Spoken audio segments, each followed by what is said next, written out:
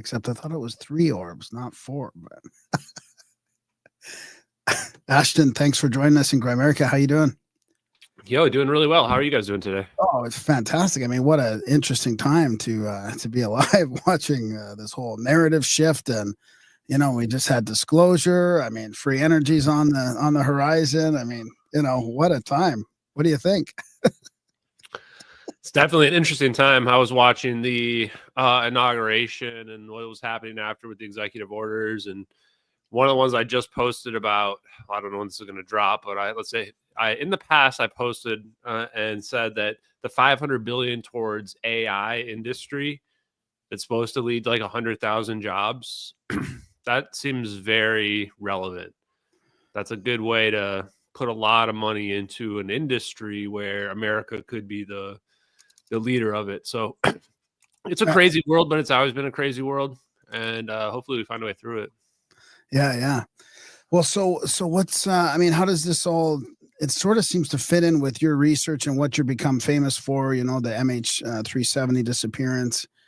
You've been really hitting the pavement on just pushing like for 0 point energy, all that kind of stuff. You're kind of, so it all seems to fit in because it's all kind of like just all percolating, all this information and all this stuff is percolating out. It's like they can't keep it down anymore, So have you seen a big shift in acceptance to this kind of stuff? Because I mean, we even heard Joe Rogan talk about, he mentioned his guests like 2 times in a row mentioned cold fusion on the show. So like it's just being talked about now where it wasn't able to be talked about only like 4 or 5 years ago.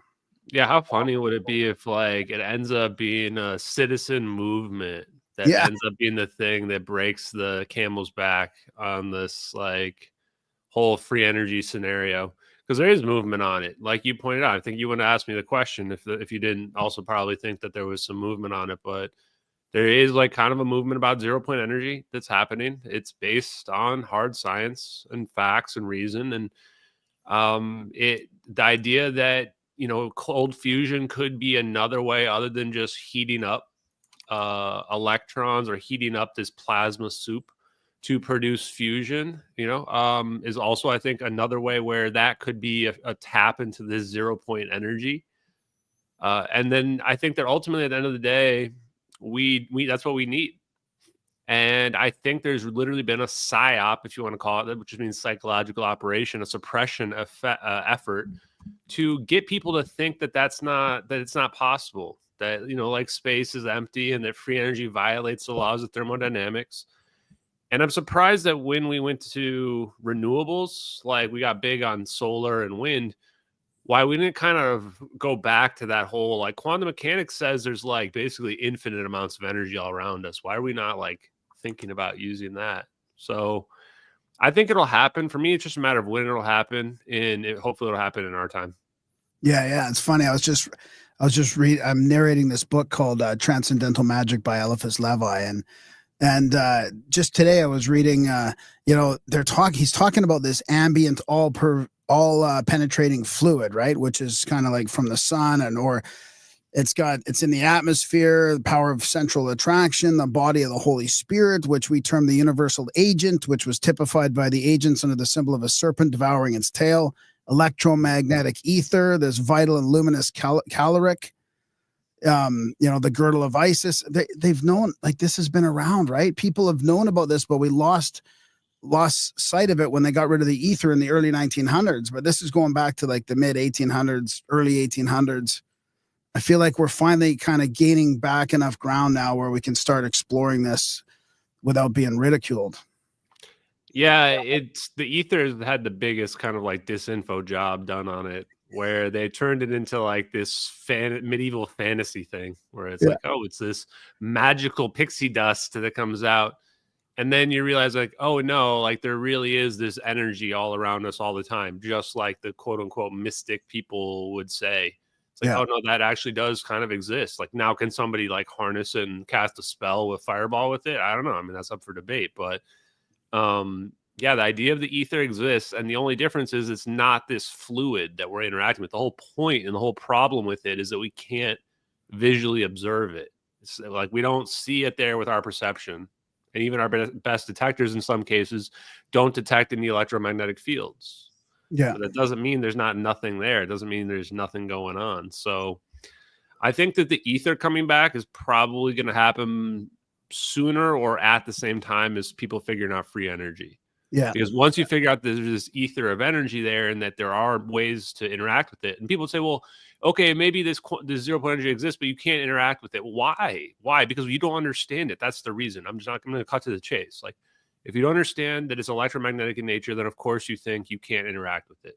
But if you understand that, then you think, oh, well, maybe a magnet can like interact with it, like kind of like flipping a switch. And you start thinking outside the box, like many people out there, many scientists have already. So for the naysayers, I'd say like there's already at least 3, I'd say, proven ways to produce free energy, to extract 0 point energy. Magnetic motors with the right resonance and the right configurations can do it. Microchips that are set up to utilize the Casimir effect is probably the most costly one, but that's going to be the future, is like free energy microchips that are just using these really tiny effects on the small scales, near quantum scales. And then the last one's plasma. Like plasma is like a natural medium, because all you're doing in plasma is just making this positive and negative separated electric charge. And when you do that, I think nature just has what we know as electricity flows. You know, imagine how simple that is. I just want to question you, or kind of pose this to you and your audience, was that imagine if energy is so much simpler than we make it out to be. It's like we saw lightning and we realized, oh, electricity exists. And what if all it is just having positive and negative charge separated? That's it. As long as there's positive and negative charge separated, be a battery, capacitor, lightning strike, as long as that happens, boom, you get this electricity flows. And then the only reason why it stops is that neutralizes, that separation neutralizes and balances out. Like, that's kind of a profound thought, in my opinion. I don't know what you guys think. Darren? I don't know enough about electricity, but it seems to be what batteries are doing. It seems to be, I don't, yeah, like that. I like it. I mean, I like to simplify it like that. I mean, honestly, that's a good way I to like look at it. I like the plasma stuff, and I like the idea of the little microchips the best, because that seems the most I like, as long as it's not hooked up with the internet. I feel like I can just, that's that's the perfect solution. If my phone just charges itself, but the state can't shut it off, and my car just charges itself just from being alive, or just from existing, and the state can't shut it off. I mean, that is the ultimate. I mean, at what level are they doing that now? Is this the Casimir effect you're talking about, where you put 2 flat surfaces together and there's an energy that's created between the and that's just one representation of it. So that's why I also bring up the dynamic Casimir effect a lot to people, which is where they get their electromagnetic flux densities so high that they break it through something called the Julian-Schwinger limit, or Schwinger effect, and they're able to actually pull real photons, real light just gets formed. And to really simplify it, I guess I would say, is that you have to think of it in a different way. So instead of just like the 2 plates, they always use the 2 plates example. That's just to show you the concept. Let's just show you there's something there, and if we change this, interact with this variable, this distance between these 2 plates, we can interact with the 0 point energy and create a very powerful pulling and pushing effect, negative energy type effect. And so, well, what if there's just another way to engineer it?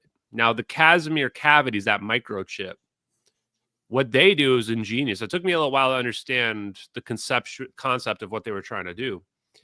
And basically, the idea is like a trampoline. It's like, okay, well, if there's this energy out there and it's interacting with all of the atoms all around us all the time, like imagine it replenishing them. Like they're losing energy all the time, but they're also gaining energy from this 0 point energy, from this ether all the time. Well, if that's the case, then if we put a little stress on them, like we pull a little bit of energy out, like a trampoline, like jumping on the trampoline, and then the trampoline, shoots us up. We get this huge boost of energy from it. We take that energy. And then what happens with the trampoline while we're in the air? Levels back out again, gets ready for another bounce. And so the Casimir cavity effect basically says it takes this insulator semiconductor, and it produces this phase shift with that. It's a very powerful effect that happens in quantum mechanics and microchips. And then it has a cavity maybe filled with gas, could just be air, whatever, with gas. And so that's where when the like electron or what have you goes through this area, it replenishes its energy naturally, as opposed to the stress state. So it's like stress state, natural state, stress state, natural state. Put that concept on a microchip because it's very tiny, and now you have the idea of how you could produce free energy on the small scales. Now, keep in mind, this is a very tiny amount of energy, but that's fine. I mean, the whole point is you're producing on a very tiny amount of energy at small scale, and then you scale that up to a level where, I mean, it's infinite energy. So even a small amount over time adds up, right? Yeah.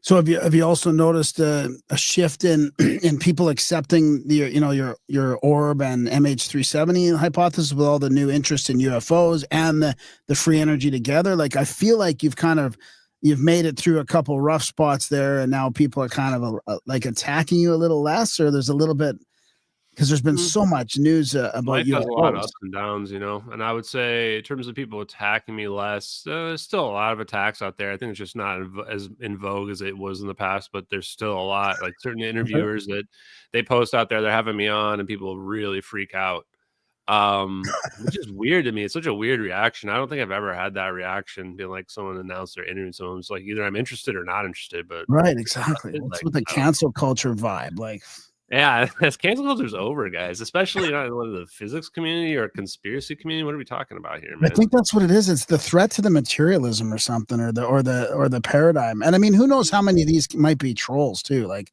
they want to keep the paradigm going too. And if they see people like you that are kind of grabbing all these things together and pushing through the paradigm a bit, I mean, it might be just a psyop too. Yeah, no, I think a lot of people, my true opinion, let's just get unfiltered here, is just that I think that a significant percentage of people in the world are NPCs, non-player characters. When I first heard that term, I thought it was kind of silly. The more I thought about it, the more sure I am that it's real.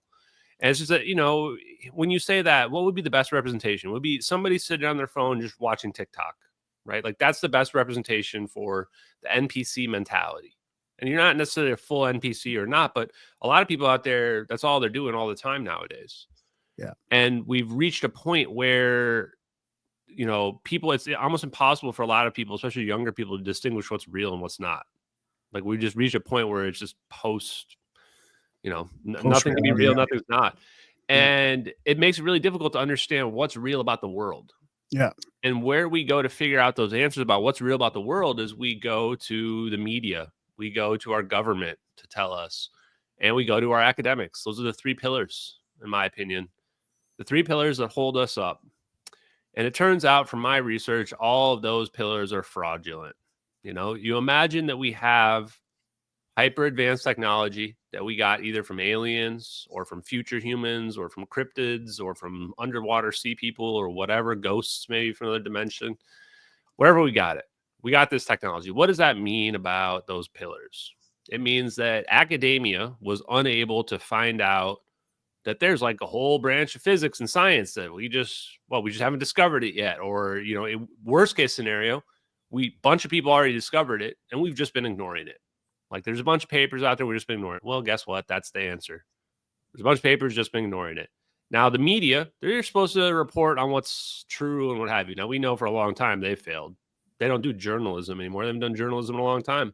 I've done more journalism than most, if not all, mainstream media over the last year. And then the government.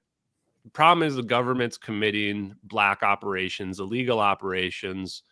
It owns the media and controls not just the perception of like events, but also what things to report on, what things not to report on. So the problem with the MH370 videos is that it shows all of those things to be fit, all of those pillars to be fraudulent. Yeah. And a lot of people can't accept that. That means their whole reality is fake. And that's what I tell people is, yes, your reality is fake. All of our realities are fake. But does that mean that, life's any less worth living? 99.9% of the time, I'm not thinking about what the government is doing. I'm just living my life. I'm enjoying this life that we have on this planet that we have. So Yeah, I think a lot of people are going to come around because the ontological shock hits you hard at first. And my favorite stories are the people that respond that say, oh, you know, I called you names and thought you were crazy. And then I started looking into it and was like, oh, wait, actually, there's like a lot here. And that's the truth. That's what I think. If you're an impartial person, you look into it, you realize like, oh, this guy's saying some crazy stuff that seems just completely impossible. And then you go on the same journey I did. You start looking into it. You're like, wait, actually, there are scientific papers about wormholes and guys that are like government physicists writing about them. And the 0 point energy does really exist. And you're like, huh. And that's the psyop, is that they wanted us to not ever think about those things and ever put those pieces together to realize like, oh, this is the answer for UFOs. This is what's causing things to fly. This is an external source of energy. Is there any latest stuff that you need to mention about the videos at all, or that you want to mention about the videos, if we're just staying on that topic for a bit? You know, what I would say is I've never really cared that much about convincing people. It's never really why I did any of this. Like, I have a normal job that I still do 9 to 5. And my only goal was to get this into the zeitgeist, which I think has been accomplished. Yeah. But yeah, there is some stuff that I think is important for people to understand. At the end of the day, whether or not people think the videos are real or not real doesn't really matter. From the perspective of somebody who knows the videos are real, it's just a matter of time until people realize that physics is real. And I'm just going to try to push it forward. So, you know, I look at the physics side of it as well. And it's like, it's just a matter of advancing to show people what the science is possible, to undo that spell that they have been done with. And then everything starts to kind of untangle and unwind itself from there. And with respect to the videos, I think it's a situation where the government will never be able to admit what they did for a black project operation like that. Kind of how they can never admit some other things that are like big popular conspiracies that people are like 99% sure that they pretty much did. So, the thing that is the hugest, though, for the people that are the people who want to be like, show me the evidence. Like, what's the real evidence? Is, once again, I've got to harp on, there's coordinates in the satellite video. Now, this is possibly the biggest thing we uncover, is that's not just the satellite video, is something called whammy footage, wide aerial motion imagery. Wide aerial motion imagery is a fusion of multiple sources, including satellites, and probably high altitude planes and drones as well. I mean, any asset that they can put a sensor on. And then that data gets beamed through high Earth orbit satellites, because those have the right oblong shape or orbit where they can have good line of sight from all of these assets. Turns out that's what NROL 22 is, which is what you see next to the coordinates in the satellite video. The coordinates in the satellite video in the bottom left say NROL 22, and then they have the location up to 6 decimal places in the Nicobar Islands, where if you were to draw a straight line with a ruler going through the last radar pings by the Malaysian military, you basically run directly into those coordinates within like 20 minutes. So, just to point out for anyone who wonder, like, why is that Malaysian Airlines Flight 370? That's why. And then those videos came out between 4 and 70 days after the plane disappeared. Like, that's why. There's nobody on this planet that is faking this whammy footage. We were able to figure out that the interface that they're using, because again, this is not a fake video. If this is a fake video, we wouldn't be figuring out like the interface they're using like in in the video. They have this background where it's like very zoomed out. And what these cameras do is they take like hundreds, if not thousands, of little pictures of like very tiny spots, and then it fuses them all together. And a movie is just pictures, motion pictures, right? Stacked on each other. So they have these pictures, then you can press somewhere, and then it pulls up a window. And now you're tracking motion in real time. And the reason why it's only 6 frames per second in the video, you know what? I'll share it while I'm saying it here so that, like, yeah, might as well. Sure. Yeah. The audience can appreciate this. Oh yeah, I can just share the. There you go. So, if you pull that up, the reason why this is 6 frames per second, you see the coordinates in the bottom left. The reason why this looks jittery is because somebody pulled up a window, and now you can see the cursor coming on the screen, and now they have the zoomed in window, and they can move it around, and they can have like dozens of these windows open at the same time. And they're doing a screen recording of the window. The person is moving the perspective around on the window based on something from behind the scene or some overlay that they've got going on with like a middle mouse click.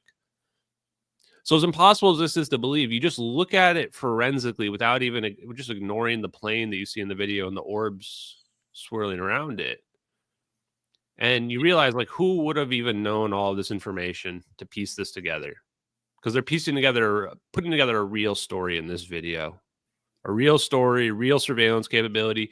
It's military capability. It's not commercial capability. So we know that somebody would have had to leak this video, find the guy who's the leaker. I also had another whistleblower guy come forward and say that he had worked on the Cyber system in the late 90s.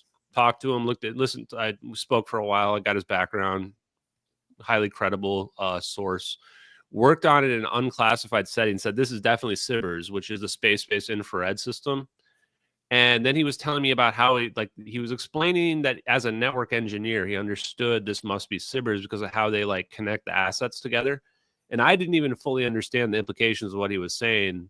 And then it was later on we found out about this whammy footage, and I went, oh, okay, this is why. Because he's connecting all these feeds together to computers, and the computers are rendering what you see here using this interface that I explained to you.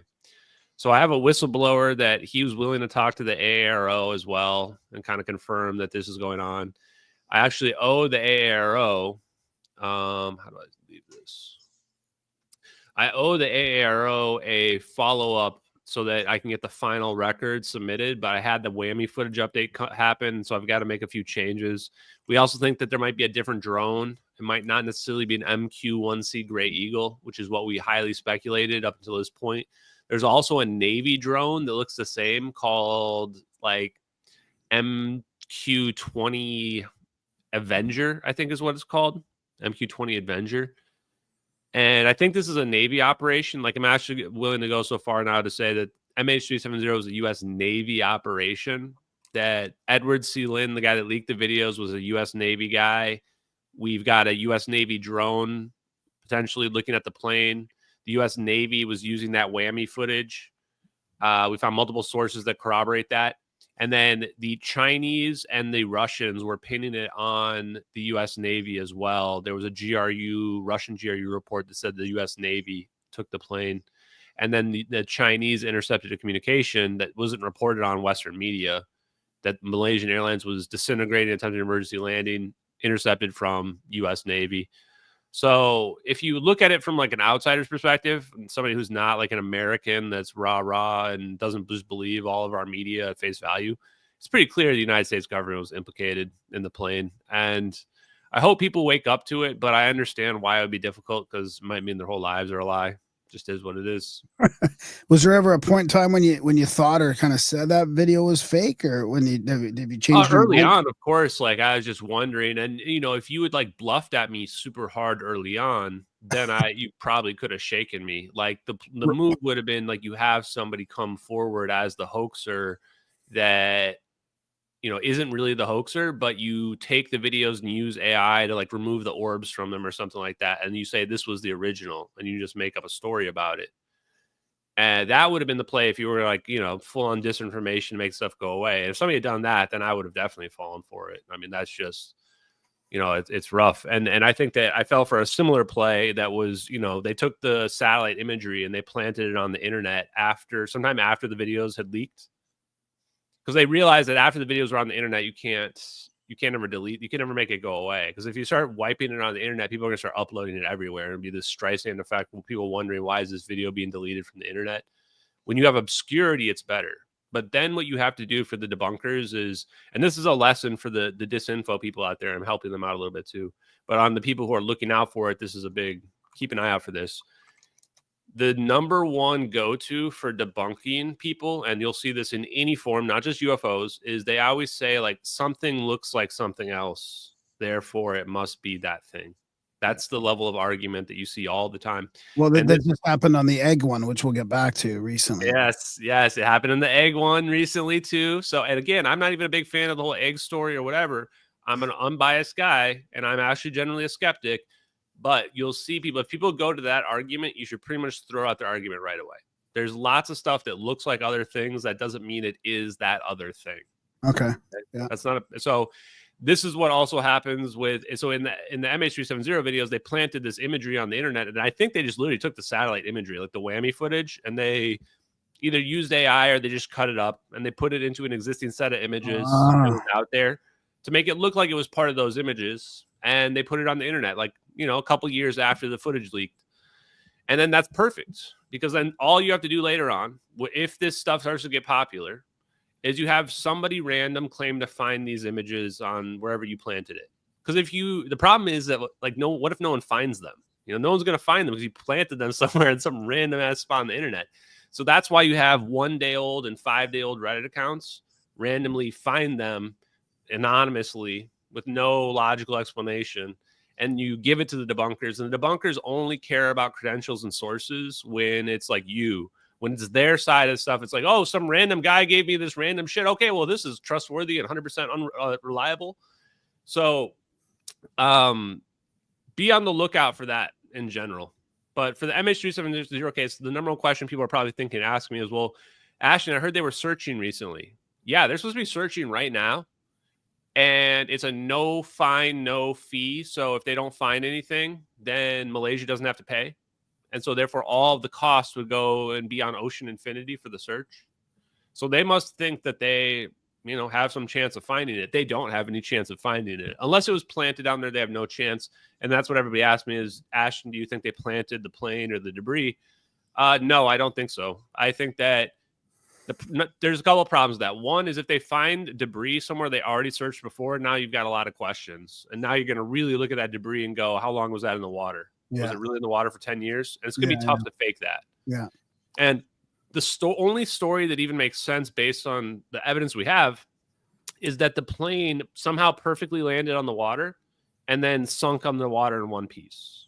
Because if this plane cracked in half, now you've got hundreds of bodies, I think it's like about 1,000 pounds of flotation devices just alone, let alone all the plastic and just like other, like, you know, luggage stuff that would have come out. There should have been a giant debris field. So anyway, now we've got to find a Boeing 777 intact at the bottom of the ocean with 239 bodies in it that are all preserved to 10 years later, because we got a fully intact Boeing 777 at the bottom of the ocean.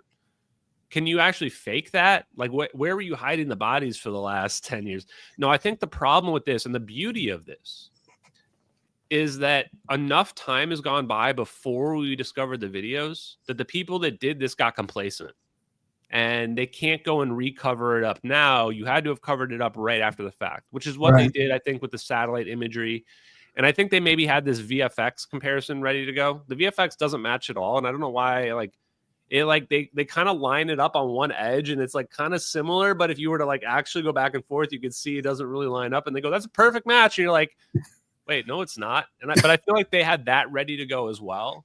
And they kind of like had people go look at that and then, like, you know, because in most cases that would work. The reason why it doesn't work in this case, guys, for the people who are going, Ashton, that's proof the videos are fake. There is way too much evidence the videos are real. Again, we've got coordinates of the real location of the plane. There was a witness there who saw the plane as well. This isn't a situation where you can just be like, they just made this up. There's corroborating evidence based on what we're seeing in those videos. Real people, real stuff like that. So I gotta go ahead, finish your thought. No, I was ranting. Go for it. So have you ever heard about those two? There was two shows, at least there was two shows or movies. I think there was a series actually. And it was called The Event. I think it was about a plane that went missing. Have you ever like watched those or deconstructed them to see? Because I mean, it is weird that Hollywood. I mean, I guess it might be it might be a fairly popular theme to have a plane go missing. But I think on one of the shows, the people actually came back like 5 or 6 years later. Is there any conspiracies about like those actual people coming back from? I think that Oh yeah, yeah. There's some people say that's not going to happen either. The phones were ringing days later, which I think also proves not only the plane not going to the ocean, but also proves the plane wasn't in another dimension. Oh, that's interesting. It's not somewhere bizarro. And we did find debris, and I do think it's from MH370. I just think they put it in the ocean near Diego Garcia when they like tore the plane apart or something. Or like the plane was like landing at Diego Garcia and it was falling apart because it had been on fire and they were able to put the fire out, but now you got a burnt up Boeing 777, something like that. Because the debris location in Africa actually matches the currents match it going to the water near Diego Garcia. I don't know how people don't point this out, especially because that's like the number one conspiracy theory for where people think the plane went. Sorry, what was your? I got sidetracked. No, I was just talking about the weird Hollywood aspect of the predictive programming stuff. Yeah. A lot of that, sure, I think there is an element of that. I mean, all of Star Trek is basically real. If those videos are real, first thing I did was look into the science. I found there's only one answer for what we see in those videos, and the answer is 0 point energy. You're seeing this negative energy, this cold event. The only reason why you're seeing that cold event is it turns out we can go below zero. Below zero, where we didn't think we could go before. We thought there was nothing below zero. We thought 0 point energy is insignificant. Well, those videos show we were wrong, and that without some people think you need the mass of like Jupiter to make make a wormhole or something. We're not looking at the mass of Jupiter in those videos. So that's the big rub of why those videos are so huge. And therefore, anything in Star Trek's real. Stargate might be real. We might be able to make real Stargates. I've just reached a point, too, where people ridicule or they get mad at me because I think I ridicule psi powers and stuff like that. But I would believe literally anything that you show me evidence for at this point. Yeah. Do you have... That's interesting because they're just naming that whole new big AI thing they just announced today. They're calling it Stargate. Yeah. I saw that. I'm telling you guys that people should not be sleeping on that. $500 billion is a lot. That was the AI thing. I thought the Stargate would have been some Mars thing or something. No, so the AI thing is called Stargate. Yeah, I mean AI is probably already won. Entire military budget for a year, right? Yeah, that's a lot of money. That's 500 billion is more than what you generally get for new industries. Even when we were excited about solar power, we weren't putting that much money into it. And I love this because, I like economics. That's actually where my general schooling was from. And you want to have competitive advantage in industries, which means that you don't have to be the best at it, but you need to be more efficient at that than other people are at that than other thing that it could be producing. And when you do this type of investment, this is how you get your country becomes specialized in that, where it's yep, we can be the AI country. And what's the future? The future is AI. Look around. Yeah, they're behind on it too. I think that's the problem. Is what? I think they're behind on it too. Yeah, no, that's the thing too, is that, we had 4 years of Biden. You know what? I'm just going to be a little bit political. Biden was horrible, administration, accomplished nothing. I feel like Trump already accomplished more in one day than Biden did the whole time. And we should be spending money on stuff like this. Initiatives like that, initiatives like the Doge initiative, where we're working on efficiency. Those should be things all the time that we're constantly working on. How can we make government more efficient instead of just let's just keep spending more and keep raising more taxes, more and more and more. It's why don't we get rid of old programs that are obsolete? Let's get rid of honestly, we could get rid of a lot of 3-letter agencies, but the focus should be on science and technology. Is that, hey, what are the emerging sites? Also, hey, can we get some money in cold fusion, please, people out there? We're spending billions and billions and billions, like 10 billion a year or something like this on hot fusion, and it's accomplishing nothing. And what's going to happen is Peter Thiel's buddies in the CIA are going to make a breakthrough in fusion. They're not going to call it cold fusion, but they're going to use those principles, and they're all going to make billions of dollars once again, and everybody else is going to be screwed. Yeah. And they're going to basically just, reap the benefits of all those billions of dollars that were wasted for nothing. Is that hot fusion, like the Topomac stuff, where they're making those massive, $3 billion lasers to try and get some sort of minimal over unity? And that's exactly, I like your, actually, yes, they're going to get some minimal over unity. And the problem is they're never going to really take off because they're trying to do it by just taking this region and just heating it up. Let's just heat this up. That's why we call it hot fusion. And we look at this Maxwell-Boltzmann equation. It's like, okay, we got to get to this point here in the equation on the graph, and then we'll get the most, fusion ignition should take off from there. The smart people are going, well, hey, if I just make a ball of plasma, maybe I just have free energy right there. And maybe that's just a tap into 0-point energy. I can just pull off electricity from that. Great. And the other cold fusion people are thinking, well, and that is also like, well, I can just make, use gravity. If I can make artificial gravity, then I would make like a little black hole and I would just have everything suck towards it. And then I would get fusion potentially happening with that as well. So if you really take gravity out of the equation, then of course you think cold fusion is impossible. But if you just think in terms of like pressure forces, magnetic forces, or other thing that's not as simple as heating, a lot of it just comes down to forcing things to come together. Really that simple. And even with the Pons and Fleischmann, it's just like palladium and heavy water. Really what they're doing there is like the molecules of the water are getting into the metal. And this is where you're seeing this chemical reaction occur where they saw excess energy come out. So cold fusion, I think, is what's going to make it happen. And these guys need, like, it's crazy. Let's shout out the ENG8 company, cold fusion company based out of Portugal. They are looking to raise in their investor round, I think, like $4 million to make a 100 kilowatt industrial generator. And their cold fusion is definitely cold fusion because they're using EVOs, like balls of plasma. Yeah, exotic vacuum objects. Is that what it's called? Yeah, and so they use like a magnetic pinch effect. So they basically like imagine a cylinder, and then you have this magnetic vortex pinching it, counter-rotating vortex, pinch it down. So that's how they're creating their fusion. And it does create fusion as well, like helium and what have you. And they can use air as the input. They don't need anything else. Like air is good enough. So guys, yes, we're talking literal free energy here. Right now, I think that they claim 3 to 5 times over unity.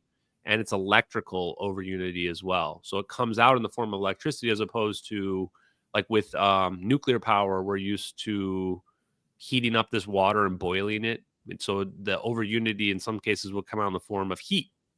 That's what was happening with Pons and Fleischmann. They had these water containers and it was starting to boil.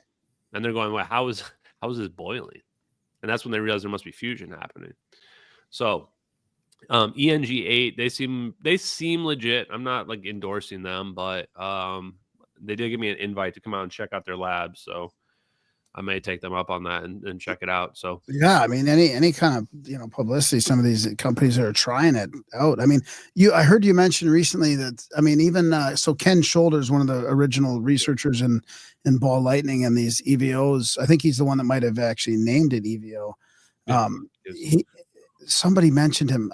Who was it? Somebody I don't think it was Trump, but I think you mentioned that one of these high level guys mentioned him like recently. So I just feel like it's all coming up. It's all changing. Mentioned was asked about him for the AMAs.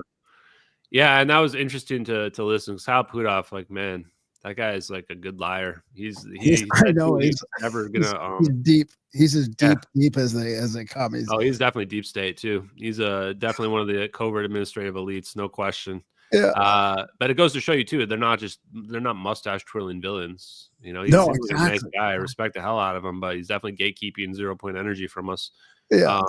You can just tell when you look at his papers, you're like, nobody just does like, oh, all of a sudden, like 180-degree turn, time to write 20 papers about 0-point energy and make my whole life about studying UFOs. Like, what, dude?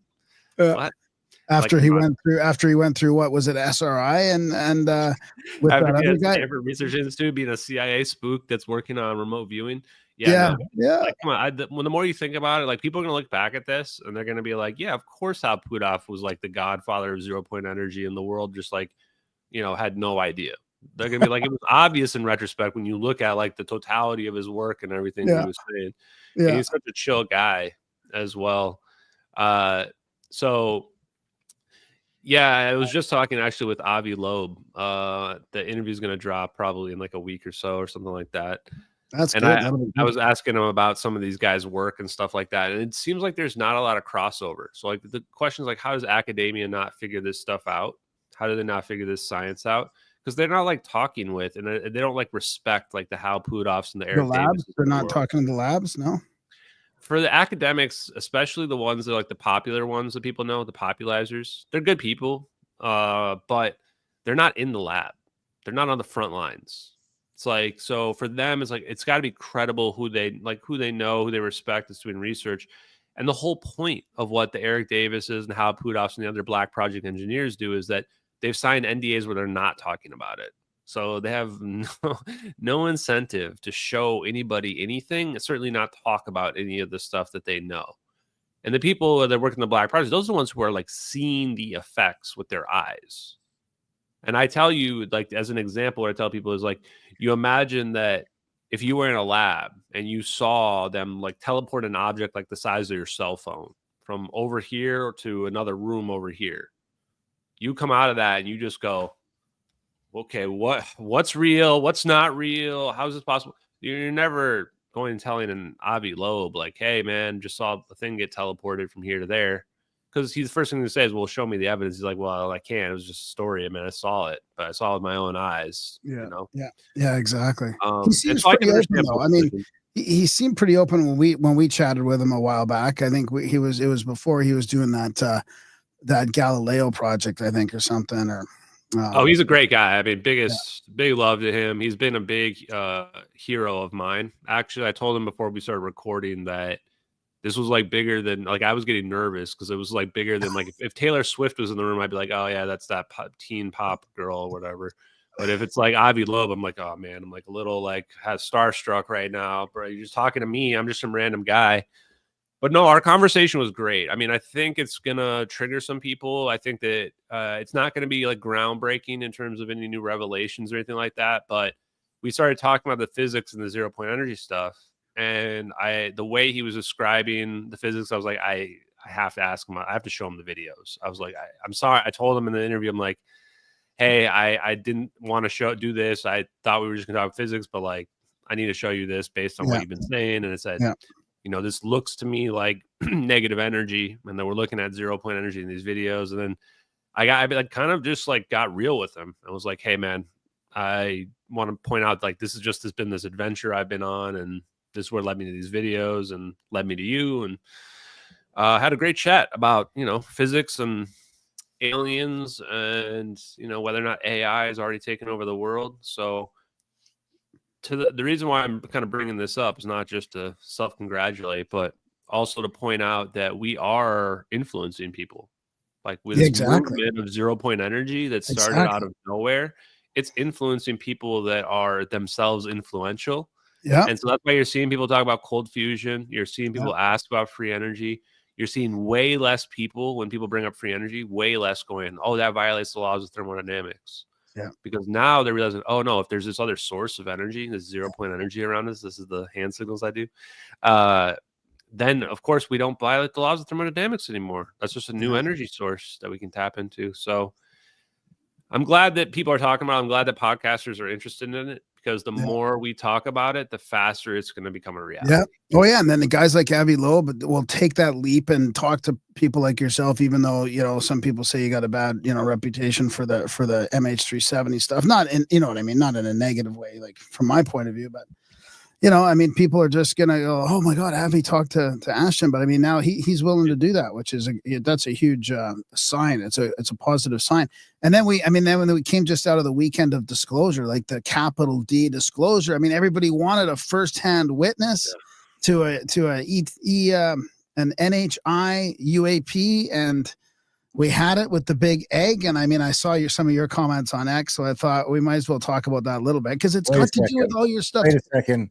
As the non-UFO guy in the conversation, I have to jump in and say, this is not the what we were talking about when we said we wanted the craft and the thing. We didn't want somebody to tell us about it. We wanted to see that. There's video there. There's video there.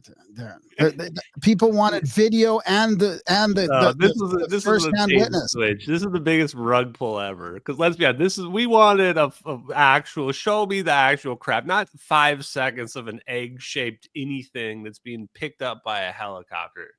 This is the biggest debate I want some Independence Day shit where it's like the whole city is like, what the fuck, man? UFO. And it's like, all right. What I'm saying is, I knew it was going to be something like this, because they do this all the time. and this is the part where like this was my chance to push back, because a lot of these UFO people have been trying to say that I hurt the community with the MH370 videos talking about how teleportation and wormholes are real, which makes me laugh because a lot of people are like themselves believe in like psychic powers. And I'm like, the only way that's possible is if we can teleport something. Like if we can teleport something, then okay, psychic powers are on the table.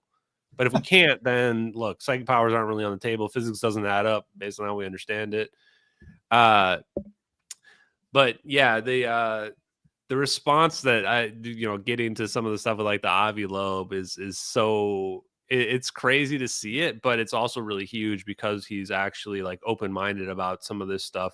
But even the egg-shaped thing, like that's not going to interest Avi. Like I spoke to him for like an hour and a half, and he's all about show me the evidence, show me the evidence. And that's the right mentality to have. And sure, the stories are great, but we've moved past the story time now. Like the stories are out there. The stories say that aliens are real. Stories say that we're crashing craft and we're recovering them. We need irrefutable evidence. Like look at the MH370 videos. Use that as a pedestal. Even if you believe those videos are fake, that's still your pedestal.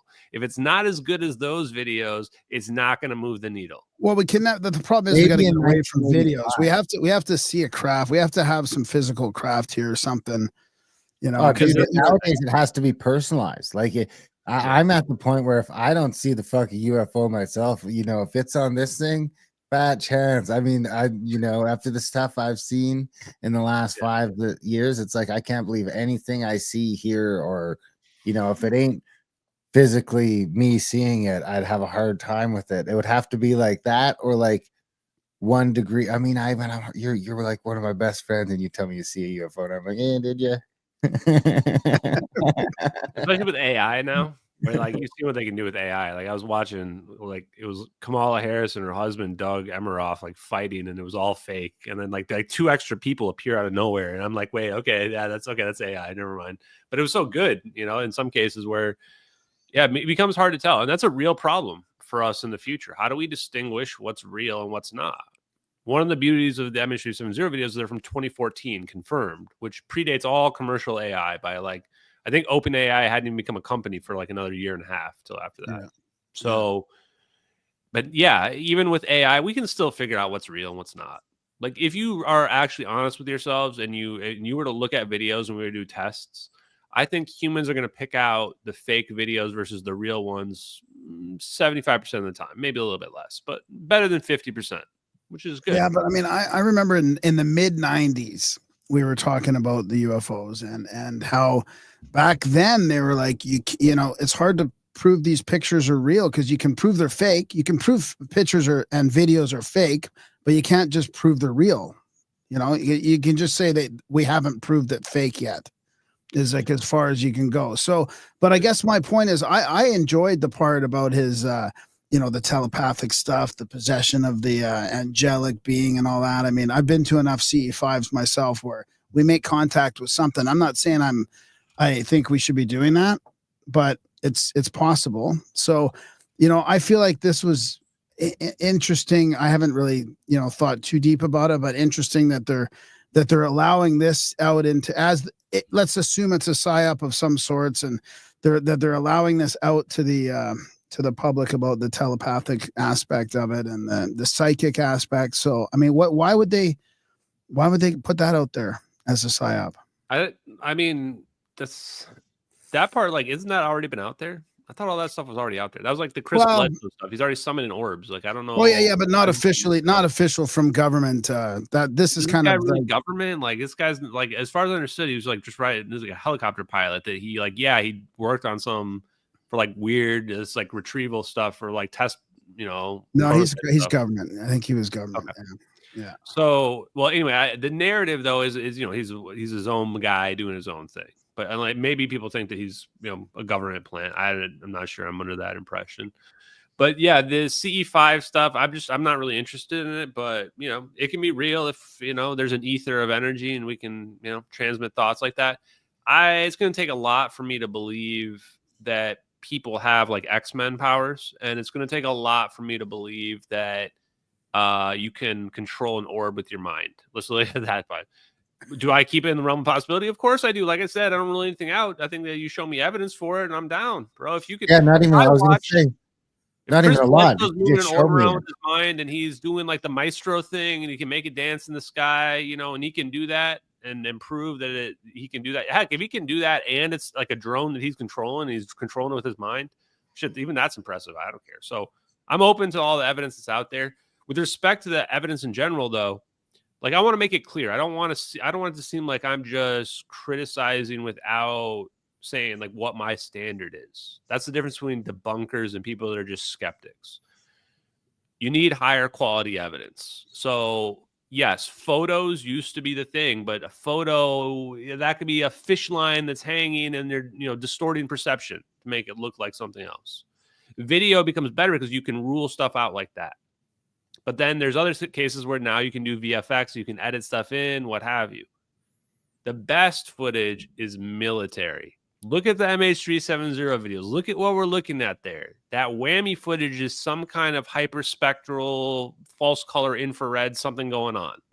Where, like, because it's computer-based, they can make it look however they want. They can make it look like daytime when it's nighttime, like they do in that video. The thermal video, look at the thermal video proves 0 point energy is real just from the temperature differences that we see. There's never been a video that shows endothermic propulsion other than the MH370 drone video, and only the drone video shows it. That's not the one you showed us, right? I'll show it. That's a different one, right? This is what we need. I think this is the one I saw you at the Cosmic. I'm going to Center. show this is the color change version, just so you can see the lines in front of the orbs, because these lines in front of the orbs show UFO propulsion. Like, these are not behind the orbs, they're in front of them. You can see very clearly from this version of the video. And this is cooling the air. It's cooling the air in front of them. So it's pulling energy out of the area in front of them. A lot of physics just comes down to hot and cold. So, and this is what I learned when you start digging into 0 point energies. You're like, oh, so it's pulling the energy out in front of it, and it's just falling into that area. That's basically how gravity manipulation works. You simplify it. Just like wind, I guess. It's because something's got to replace it once it's gone. It's just pressure, buoyancy, all these effects. They work the same way with gravity. So that's what you're seeing with respect to that video right there. It's just that's what we need. We need something like that. Why are we not getting more of that? Especially when we just had this UFO hearing, and they said that there's like hundreds or thousands of UFO videos on some classified government system or something like that. Yeah, how much you want to bet they have videos that look just like that one we were just looking at there? Yeah. Well, that's the level of evidence. I don't even care about whistleblowers or people saying stories anymore. Like, I've already heard all the stories. I don't care if it's reptilian. Well, I want to pick away at that, because you have heard all the stories. You've been you're the guy now. You've been sort of chipping away at it for the longest and going and going and going. So I wouldn't mind a little, even speculation, if you don't mind, on who leaked that shit and where the plane went. And I know you said that we think it went to the Garcia. Why did it go there? Who was on board? Because it's been a while, and I'm not even fully up to speed on some of that stuff. I think it'd just be sort of good for our audience. Yeah, Edward C. Lynn, he is the guy that leaked it, lieutenant commander in the Navy. Special, he was on some special program, the VPU-2 Wizards secret spy plane program. It was stated by the French father who lost his wife and children that the Americans knew what happened to the plane, and there was 2 spy planes tracking the plane in the area. He was probably on one of those planes that night. He's the guy who leaked it. He went to prison. He got out. I've been trying to find him. If anyone can find him, you know what? $500 reward. Anyone that can put me in touch with him where I can communicate with him, $500 reward. I'll probably increase that later on. It's a real reward, by the way. He's in the wind. He's been in the wind for a while. He almost certainly leaked those videos. Government was terrified of going to trial. They were afraid because they'd have to show the evidence of what he leaked. They never would say what it was. He got a disproportionate sentence. His lawyer said that the evidence in question was available on the internet. You're putting someone away for 9 years for disseminating classified information that's available on the internet? It's got to be those videos. It's got to be. Where the plane go? Diego Garcia, probably through the Maldives. We don't know the full flight path. We don't have 2 videos on the other side to be able to tell you, like where did the plane teleport to? But there's some weird evidence that lines up. Like a bunch of people saw the plane flying towards Diego Garcia in the early morning hours, like 15 people on a small island. The question is, how did it get there at that time period before then it got to Diego Garcia? As for Diego Garcia is American, isn't it? Yeah, American based. They're trying to sell it. In fact, it's crazy because I started promoting this new We should buy it. political thing to not sell Diego Garcia, not sell our military base. Even though I'm We should saying just that we buy it. sent our thing there because we're probably testing crazy orbs and things at Diego Garcia. Of course, we shouldn't give up the military base. You kidding me? Don't give China an inch when it comes to our military base. It's like Area 51 with orbs flying around. Can So we people are like, Kickstarter Ashton, it, but it's though? an evil military base. I'm like, that's why we got to keep it. I'm American. I'm on America's side. We'll do next year's Cosmic Summit at Diego Garcia. Yeah, there you go. I mean, maybe if I try to fly there and they orb me away. But yeah, the last thing is the reason is the semiconductor engineers. If you look at the plane, the people that stick out, 20 semiconductor engineers. What did I tell you earlier in this podcast? I said that one of the ways to make microchips is the Casimir cavities, or to make free energy is using microchip Casimir cavities. So we've got these 20 guys on board, 20 people on board. They were engineers. They weren't like CXOs. They were like people that actually matter. They probably had intellectual property, and they may have had cargo with them as well. And it seems like the story is they were trying to defect to China with this technology. And if you have this technology, teleportation technology, free energy technology, then anybody who tries to get it, you just wipe them out. And anybody who tries to even mess around with getting it, you wipe them out. So the only question is, why did they not just shoot a missile at it? Well, a missile is going to leave evidence. It's going to be messy. Someone's got to take the fall, you know. In this case, the plane's just gone. It's just gone. No one knows where it went. Just gone. No one to blame, you know? So it was probably a show of force to our adversaries to be like, yep, we've got teleportation tech.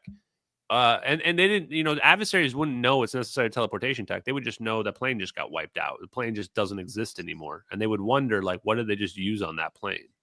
And they would wonder every single time Vladimir Putin got in an airplane, he would be wondering, is America going to wipe me out with some orbs? Is that, you know?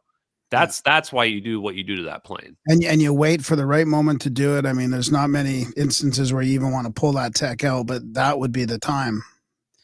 I mean, yeah, that's the big move is that, man, somebody, this is like, it's like 4th and 10. Like, and you're the coach that's pulling the big balls out to go, we're going for it on 4th and 10.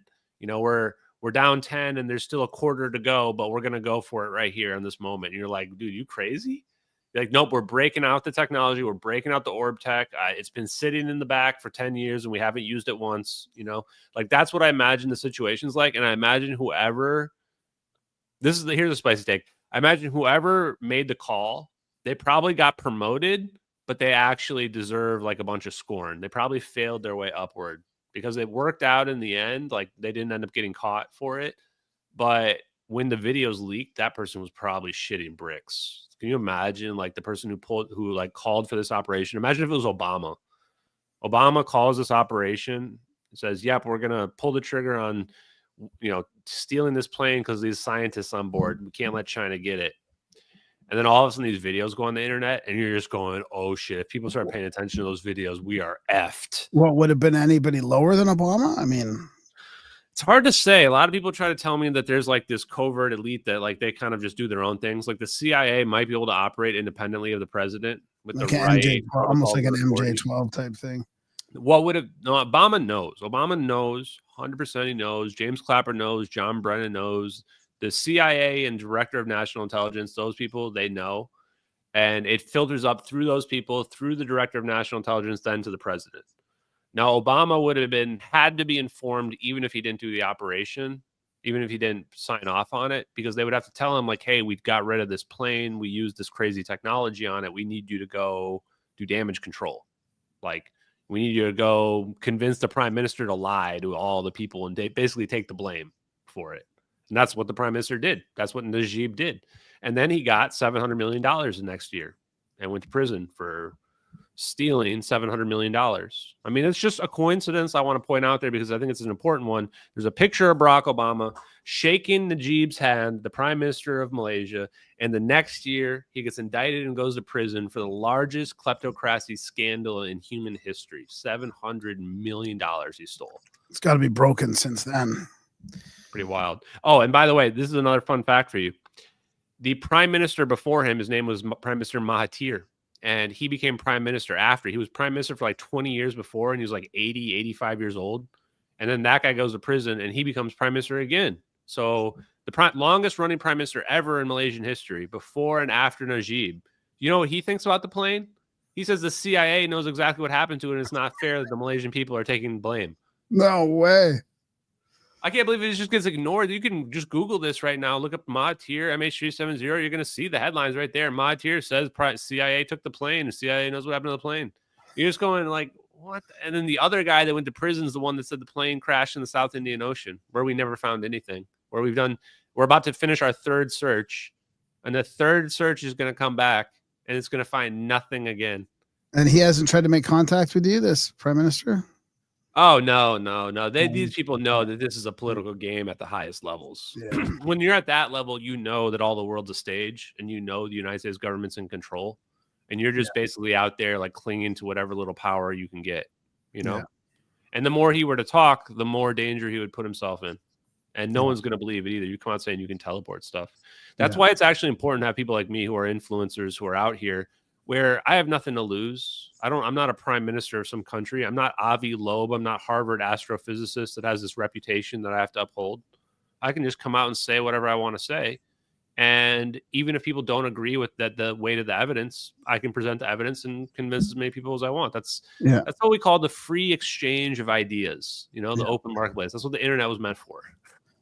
Well, I mean, maybe we're going to get some of that back because, the censorship was pretty harsh over the last 4 to 8 years. So let's hope that EO that's going to get rid of the constraints on free speech really happens, because this is an opportunity for the narrative to swing. And, we would have been able to stop a lot of this shit from happening over the last 4 or 5 years if we had free expression. So honestly, it's important in this avenue as well. A lot of my posts, there's people out there that they think that they are doing the world a favor and try to community note like a lot of my posts and say stuff like, nope, Wikipedia disagrees, CNN fact check disagrees with this and that. And you realizing that how much damage that behavior has done to us. You could argue that behavior is the cause of us not figuring out the UFO phenomenon. Us not figuring out that aliens might be real. Us not figuring out that free energy is real. Us not figuring out gravity. We have this cynicism about whatever, if it's not pushed by our sources, our 3 pillars, academia, media, or government, then it's not real. Yeah. And these are the people who, this is another thing, it's a very important point I want to push out there because I want to dispel this notion that the people holding back disclosure are the religious right. It's not. It's actually the exact opposite. It's the hardcore left that's actually, the atheist left is the one that's holding back disclosure, if you can believe this or not, because they don't think that there's anything special. And if the government doesn't tell them, then it's not real. That's the problem. And what they're going to find out is the government's been lying to them. The government's been doing illegal black operations that they didn't think the government was capable of doing. And that academia has failed them as well and didn't find out that this science was out there ready to go. And all they had to do was look and just not deny it. Those people are going to have their minds blown. The religious right, the people that are very hardcore religious, the very first thing that's going to happen when we find out that ET exists, they're going to say, well, God created ET. Yeah. Problem solved. Yeah. That's the first thing that's going to happen. So, or they're demonic or they can associate them with even demons. If so, great. So what? So they're demonic. Great. We've already got exorcists. No problem. Right. Yeah. This is where people are thinking like, oh, it's the right that they're afraid of it. The people are afraid that the UFOs are demons. Who gives a shit? They don't care. We'll call in the Ghostbusters if we have to call in the Ghostbusters. It's no big deal. It's the people that they don't want to, that are blue pilled. Those are the ones that are going to potentially, like, their minds are going to get blown, or they might cause their minds to get blown, if you know what I'm saying without saying it. Yeah. People may harm themselves. That's the true reality of this, is that when people say, well, just give me disclosure, I want to tell you what's at stake first so that you can tell me that you really want it.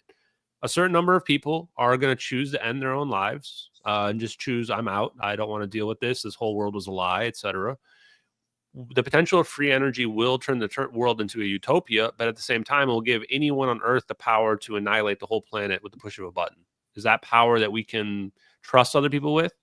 There may be even scenarios where we can mess around with the timeline, because manipulating 0-point energy manipulates gravity, which manipulates time, time itself, and the rate of time. So now, after you've heard that that's what's at stake, do you still want it? It's still not as simple as, oh yeah, I'll take a side of aliens with, some interdimensional portals. Yeah, some dose of A double interdimensional portal, please, with a side of green alien butt cheeks. Yeah, and a demon on top.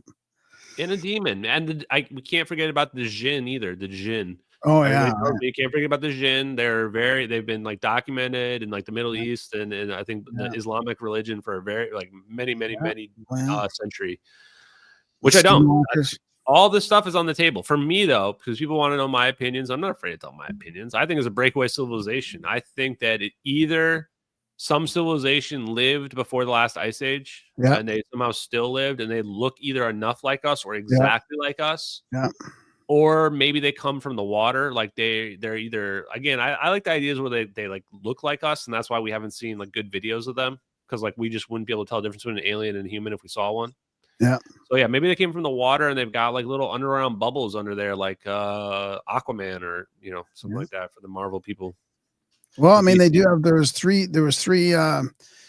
All the red orb sightings were tracked a few years back, and they came from 3 spots in the ocean around North America. So Yeah, I think maybe they figured out plasma, and then once you have free energy from plasma, you can live anywhere you want, any environment you want. And then you have free energy, and then these plasma balls are transmedium, so they can go through the water, they can go through the air, they can use the hydrogen in the water or the hydrogen in the air as a fuel source, or potentially stabilize the bubble, and then they don't need a fuel source at all. We're just a stable bubble, just like if you were to like blow a bubble.